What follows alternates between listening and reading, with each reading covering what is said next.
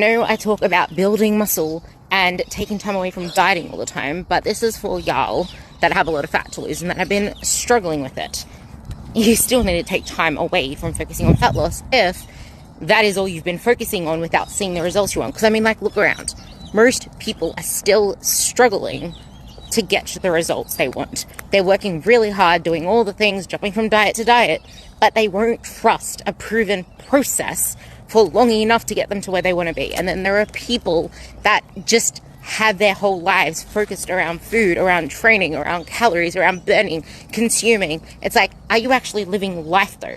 And that's because you're focusing so much on what you need to do, what you don't need to do, a fear of an outcome that you don't want to see. So it's making you think about things more than you should, and you really shouldn't. Like, yes, you still need to think about it, but it shouldn't be. And the funny thing is that my ladies that have a lot of fat to lose, that have seen body fat loss, don't focus on fat loss, because it's not something I focus on. Even for the ones that have a lot of fat to lose that are currently losing fat, it's not their focus. Their focus is performance. It's living their life. It's adding value to their life. It's all these other things that matter. It's the habits. It's the actions.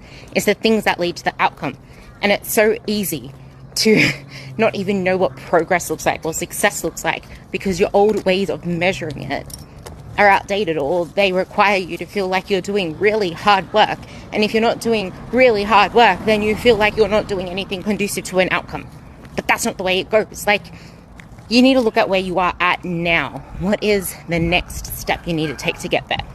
For many people, it's improving their food habits. For many people, it's improving their movement habits, going on walks.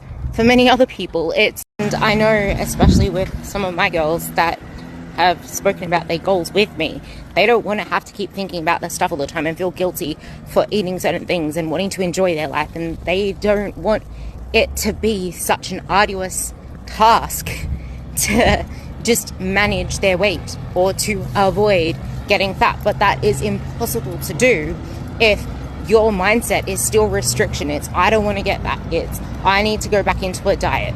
And if you haven't thrived on maintenance for long enough, or focused on building or on performance, then you're setting yourself back, because you're living in a perpetual sympathetic state / stress state / your body is on hyper alert because you're fearful of this what if scenario.